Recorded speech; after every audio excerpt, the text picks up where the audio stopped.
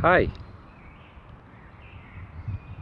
welcome in the third video of the series Relationships. My name is Latvia Mrad, and in this video I'm gonna talk about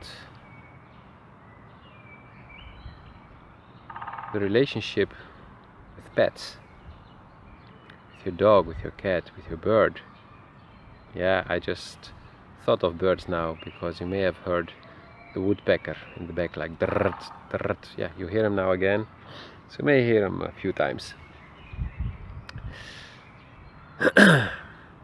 So our relationships with our pets are not so much different from our relationships with a friend, a child, a family member. And you may ask, like, yeah, but they're animals. Yes, but you've had one, then you know that, especially when you start with them since they were little, they become like your child, your son, your daughter. And this relationship grows only stronger and stronger. And you really have conversations with the animal. And especially with dogs, they have a way of communicating that seems more advanced than the other ones. Maybe it is, maybe it's not, that I honestly don't know.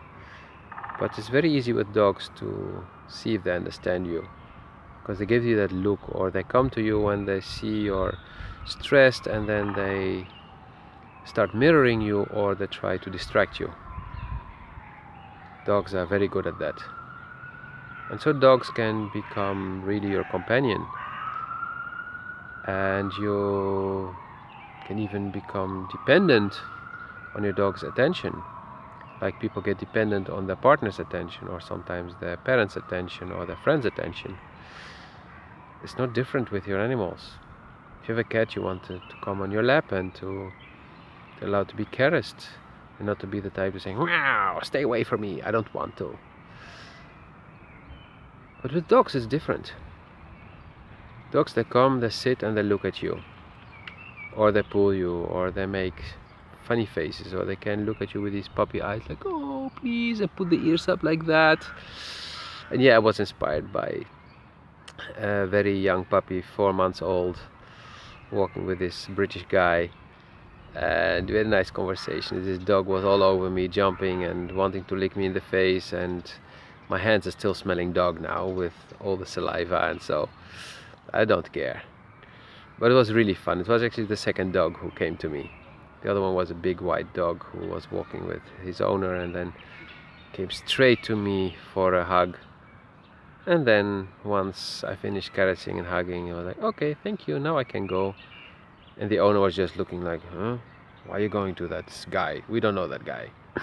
Almost like jealous, like, "Oh, you're cheating on me with another man." Yeah, it was a she. So maybe she already made this huge bond with her dog that's it's almost like her man. If the dog was male, I could not see he had long hair.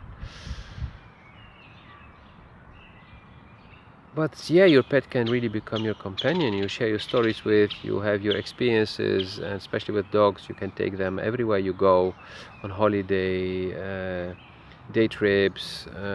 Some people even take them to the office, to meetings, and you can see the dynamics changing in the room when the dog enters, and especially when the dog is well trained and is very kind by nature. Then people get like, "Oh, so sweet, so nice." And it's a perfect icebreaker for a tough meeting, and people get just more relaxed. They go more in here instead of here, and then the meetings are different.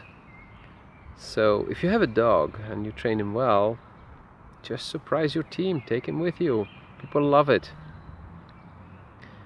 And those who used to be afraid of dogs often let go of their fear, because they see other people interacting with that dog and they see how peaceful the dog is, and you may even heal a person or two from the fear of dogs. And we can become so much attached to our pets that, yeah, I mean, Look, for example, my father, he would go out at night if he would hear another cat in the garden, especially in springtime when the males start to be like, "Wow, wow, I need to fuck, wow." And he would go and chase them out of the garden because no bad cat would jump on our beautiful pussy. But one did, and maybe a few even, and she got 3 little ones who were completely different from one another in character, in color, everything. So yeah, either she was a slut and she fucked around a lot, or she got married with this one guy who was multiracial. I don't know. But and she herself was also a mix of a very fluffy long hair cat and those cats with all the different colors, and yeah, it was a beautiful one. Maybe I'll include a picture or two in this video as well if I'm in the mood to edit, or I'll just edit at the end. Yes, I'll do it at the end so I don't need to cut and look for where did I talk about the cats. But we can get very attached, and when something happens to our pet, we can be really affected. It's like losing a family member when he dies, or when they get sick or injured.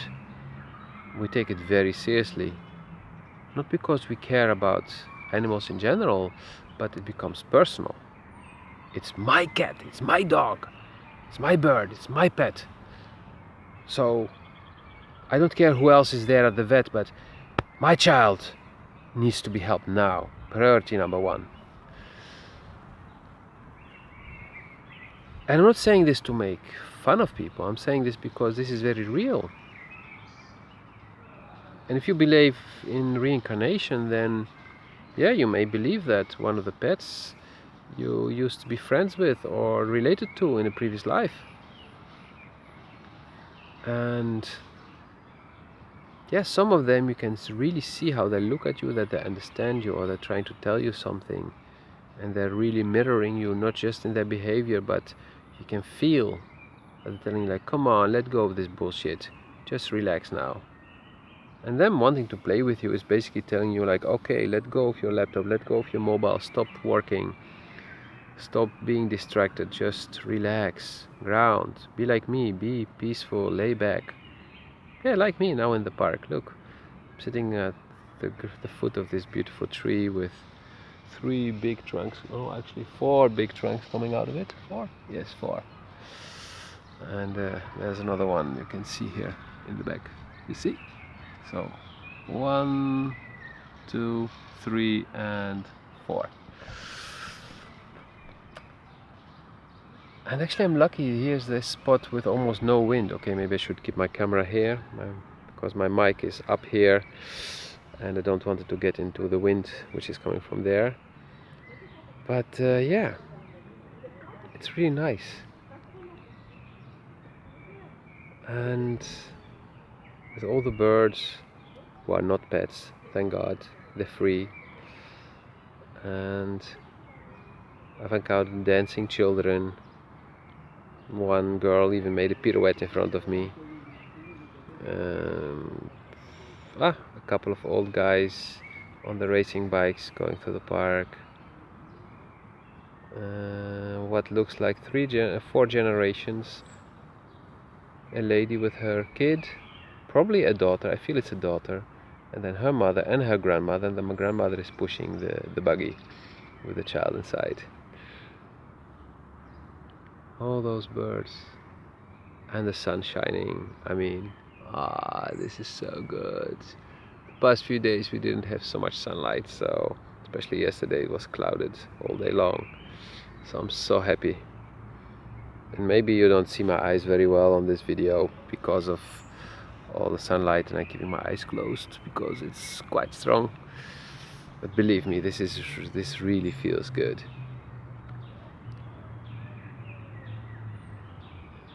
So why did I choose to talk about pets today? Not only because I met a few dogs today, but I want you to be aware that if you have a pet, that you actually, when you take an animal into your home, you're basically taking responsibility for a child.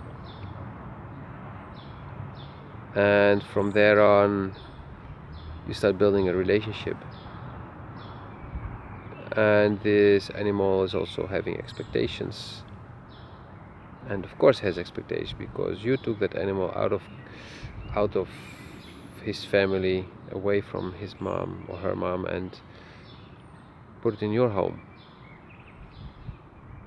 So just imagine how you would feel if you were the pet, if you were the dog or the cat or even the bird. What would you appreciate and what not? And be aware that they're always mirroring you. So if they start to annoy you, it means there's something going on, something you did or something you're not doing, and that's why they start to annoy you. That's why they start to try to get your attention. So either you've been working too much, or you have been barely giving them any attention. You just take their presence for granted. Yeah, but you're a dog and I feed you, so you should be happy. No, a dog is a living being, and a dog would in nature be roaming around and playing with other dogs and have fun. So take the responsibility and just take good care of them, like you would take care of a good child, or like you take good care of a friend who's visiting you. And those relationships can last long, 10, 15, sometimes 20 years, depending on the animal and how well you treat the animal, how healthy he can be. And they may also absorb your energy. So if you're being in very bad energy, they may absorb it. So make sure they get out and they can ground, put their feet on the real ground. Like it's important for us to ground, touching something natural that's actually going and having roots in the ground, or touching the ground with your hands or your bare feet, or lay in the sand or walk in the sand on the beach, or go into the sea. Take good care of yourself and take good care of those that you care about. In this case, especially pets. They are there for you, but you're also there for them. So have a beautiful relationship with them. And see you in the next video. Have a wonderful day.